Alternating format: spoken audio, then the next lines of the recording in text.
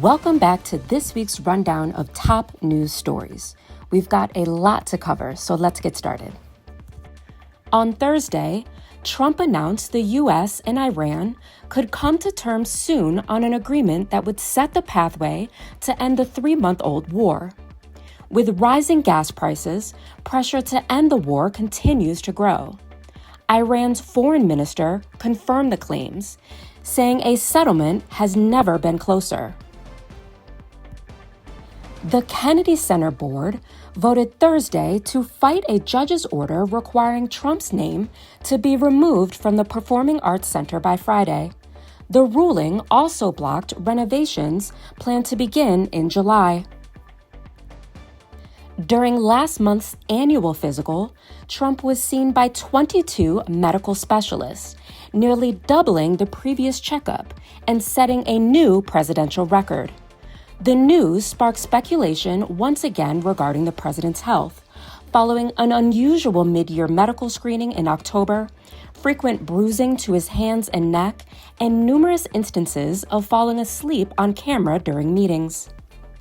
A man has pleaded guilty to killing Minnesota Representative Melissa Hortman and her husband, and wounding State Senator John Hoffman and his wife.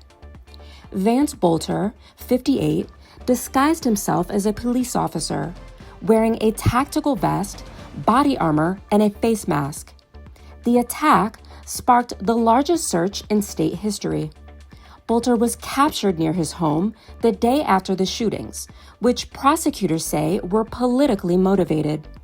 Representative Summer Lee has been appointed to the House Committee on the Judiciary, continuing a remarkable legacy of Black women who have served on the committee, including Trailblazer Representative Barbara Jordan, the first Black woman to serve, Representative Sheila Jackson Lee, a longtime member, and current members Representatives Lucy McBath, Jasmine Crockett, and Sidney Kamlager Dove.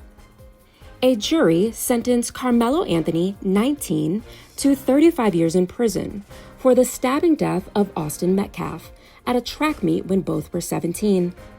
The incident, which took place in Collin County, Texas, has drawn national attention and debate over racial divisions. Protests over the conviction, which many have called excessive, have also followed. The jury, none of whom were Black, rejected the sudden passion defense, an argument that extreme emotion caused by provocation can mitigate culpability.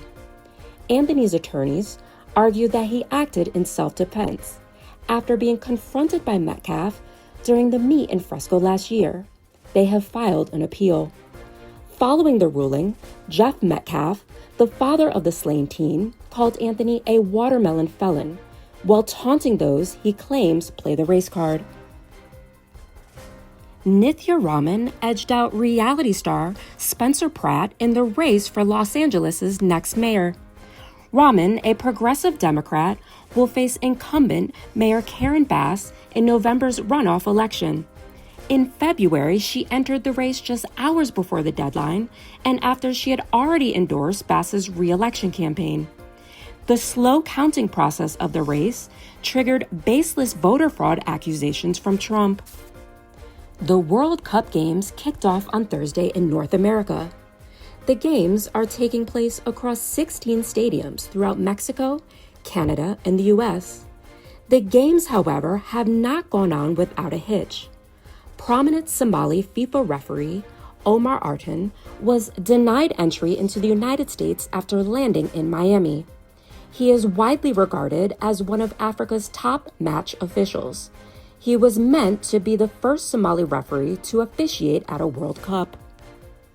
Haiti's national team has agreed to modify their jerseys after FIFA deemed the original design too political. The design depicted fighters raising a flag at the final battle of the Haitian War of Independence, which led to the country's freedom in 1803. In a statement, the manufacturer said the design was meant as a tribute to the men and women who contribute every day to Haiti's future. At the 79th Tony Awards, Qween Jean won Best Costume Design of a Musical for Cats, The Jellicle Ball, becoming the first openly trans person to win in the show's history. An activist as well as designer, Jean is the founder of Black Trans Liberation, which aims to eliminate homelessness and food insecurity within the transgender and gender nonconforming community. This experience has been monumental, Jean said during an emotional acceptance speech. The beloved Gracie's Corner animated show has struck a deal with Disney+. Creators Javaris Hollingsworth and Arlene Gordon Hollingsworth developed the series after seeing a lack of Black families and children depicted in educational videos. This series was inspired by their daughter, Grayson Hollingsworth, and has attracted more than 6.3 million YouTube subscribers and nearly 10 billion views. Congratulations to this family on their well-deserved accomplishment and for bringing representation to our screens. That is all the news for this week. Until next time, take care of yourself.